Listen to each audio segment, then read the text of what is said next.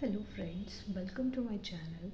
So let's start with a new topic, ankylosing spondylitis, which is also known as Marie-Strumpel disease, and it is also known as, in a basic language, someone can ask you or in Viva that what is bamboo spine. So you should know it is ankylosing spondylitis, which is basically caused by a gene which is HLA-B27. Okay, now let's see what the words really mean. तो एंकाइलोसिंग का मतलब होता है fused bones, यानी जो bones cartilage के ख़त्म होने से आपस में जुड़ जाती हैं। और स्पाइंडिलाइटिस का मतलब है इन्फ्लामेशन इन द वर्टिब्रे। तो वर्टिब्रे होती कितनी है, आप ये ज़रूर कमेंट सेक्शन में बताइए। आइए अब आगे बढ़ते हैं। तो it is a chronic disorder characterized by progressive inflammation, stiffening of the joints, usually axial skeleton joints, specially sacroiliac joint. तो ये एक क्रॉनिक डिसऑर्डर है, यानी ये एक्यूट डिसऑर्डर नहीं है, जिसका मेन जो कैरेक्टरिस्टिक है वो क्या है कि उसमें ना प्रोग्रेसिव धीरे धीरे इन्फ्लेमेशन जो है वो बढ़ती चली जाती है और जोड़ों में जो है वो अकड़न और बढ़ती जाती है। तो ये जो इन्फ्लामेशन है वो बेसिकली ज़्यादातर कहाँ पर होती है, सैक्रोइलियाक जॉइंट में। ठीक है, तो it is the inflammation of the intervertebral joint similarly like arthritis. तो मतलब जो ये इन्फ्लामेशन होती है इंटरवर्टिब्रल जॉइंट्स होते हैं, जो वर्टिब्रा को जॉइंट्स जोड़ते हैं उनमें होती है, तभी तो ये फ्यूज्ड बोन्स हो जाती है फिर। तो जैसे कि हमें अर्थराइटिस में होता है, ये फिर वैसे ही हमारे सिम्टम्स आने लग जाते हैं। तो अब हम इसकी इटियोपैथोलॉजी देखते हैं। तो बेसिकली जो इसका इटियोलॉजी है, मतलब कि कैसे होती है डिज़ीज़, ये अननोन है, एग्जैक्टली किसी को अभी तक डिस्कवर नहीं हो पाया है। तो there is strong association between genetic number HLA-B27 and this disease. एक थोड़ा सा आइडिया जो मिला है अभी तक वो ये है कि जो एक जेनेटिक नंबर है HLA-B27, उसका और इस डिज़ीज़ का आपस में कोई रिलेशन है। अब देखते हैं इस डिज़ीज़ की pathology. Synovitis of the joint, मतलब जो साइनोवियल मेम्ब्रेन होती है जो जॉइंट को कवर करती है, जो साइनोवियल जॉइंट्स होते हैं, तो फिर क्या होता है वहाँ पे इन्फ्लामेशन हो जाती है उस मेम्ब्रेन में। उसके बाद कार्टिलेज डिस्ट्रक्शन होता है, वहाँ पे जो कार्टिलेज होता है वो डिस्ट्रक्ट हो जाता है, ख़त्म हो जाता है। फिर बोन में इरोजन शुरू हो जाती है, मतलब जो बोन होती है, बोन का जो कॉर्टिकल पार्ट होता है वो ख़राब होने लगता है, टूटने लगता है। फिर वहाँ पे फाइब्रोसिस हो जाती है और उसके बाद वहाँ पे अकड़न शुरू हो जाती है। तो बेसिकली फिर क्या हो जाता है, बोन एनकाइलोसिस। अब आगे इसकी क्लासिफिकेशन देखते हैं। तो ये 3 पार्ट में डिवाइड होता है, axial ankylosing spondylitis, non radiographic ankylosing spondylitis और पेरिफेरल एंकाइलोसिंग स्पॉन्डिलाइटिस। देखते हैं इसकी इन्वेस्टिगेशन।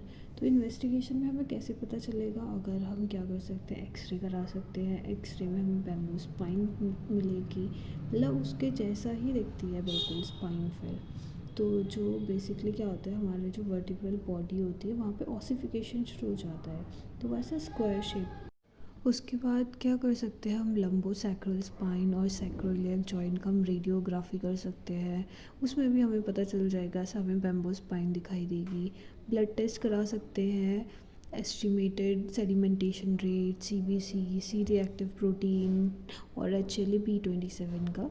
फिर हम पेल्विक MRI करा सकते हैं या CT स्कैन, हमें स्टिफ स्पाइन के सिम्टम्स मिलेंगे। और स्ट्रेट लेग रेजिंग टेस्ट होता है, तो हम वो भी करा के देख सकते हैं टू क्लैरिफाई कि ये कौन सी डिसीज़ है।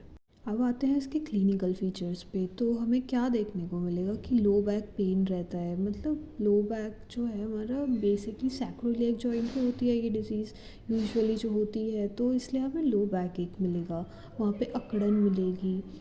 और ये जो पेन है बैक एक का, लो बैक एक का, तो वो क्या है, वो रात को जब हम सोते हैं ना, तो फिर धीरे धीरे वो और ज़्यादा बढ़ने लगता है। तो जो मिडनाइट मतलब होती है, तब जाके क्या होता है, बंदे की ना नींद खुल जाती है, क्योंकि दर्द इतना ज़्यादा रहता है। और जैसे जैसे वो काम करता रहेगा, थोड़ा बॉडी की मूवमेंट होती रहेगी, वैसे वैसे जो स्टिफनेस है, अकड़न है, वो कम होती रहेगी। तो इसलिए लिखा गया है कि it gets worse with night और विद रेस्ट, मतलब ज़्यादा देर आप आराम कर रहे हो तब भी वो मतलब आपको दर्द बढ़ता जाएगा, पर इम्प्रूव होता जाएगा जैसे जैसे आप मूवमेंट करोगे बॉडी का। वर्टिब्रल फ्रैक्चर्स देखने को मिलेंगे, क्योंकि नेचुरल है जब स्टिफनेस हो रही है और आप मूवमेंट करोगे, कोई चीज़ को ज़बरदस्ती आप मोड़ोगे वो नहीं मुड़ सकती, तो वहाँ पे फ्रैक्चर होगा ही। तो इसलिए, और फिर उसमें वेट लॉस के सिम्टम्स दिखेंगे, फैटिग मतलब कभी मूर्छित हो सकता है, और irritable bowel syndrome, chest pain मिलेगा, हार्ट ब्लॉक मिलेगा, एंथेसाइटिस मिलेगा, टेक्टाइलाइटिस मिलेगा, एनीमिया और एंटीरियर यूवेआइटिस। एंथेसाइटिस क्या होता है, जो बेसिकली कनेक्टिव टिश्यू होता है between bone, tendon and ligaments, वहाँ पे इन्फ्लेमेशन हो जाता है। टेक्टाइलाइटिस, so in management you can take NSAIDs like ibuprofen, naproxen, analgesics, and you can use some management therapy like physiotherapy and exercise like swimming. Yoga therapy you can opt, and you should avoid smoking and using of biphosphonates. You can take drugs such as TNF alpha agonist and methotrexate. You can, if there is a major, you can opt operative methods also like spinal osteotomy, or you can even do joint replacement therapy. Then in Ayurvedic you can do Abhyang with Bala tel, Narayan tel, Mahanarayan tel, या फिर आप नाड़ी स्वेदन कर सकते हैं, निर्गुंडी पत्रपिंड पोटली स्वेदन कर सकते हैं, स्नेहन बस्ती, निरु बस्ती, जोवी पंचतिक्त शीर बस्ती, योगराज गुगलू का प्रयोग कर सकते हैं, केशौर गुगलू, या फिर आप सबसे बेस्ट है preventive method is to do व्यायाम। Thank you friends for watching my video.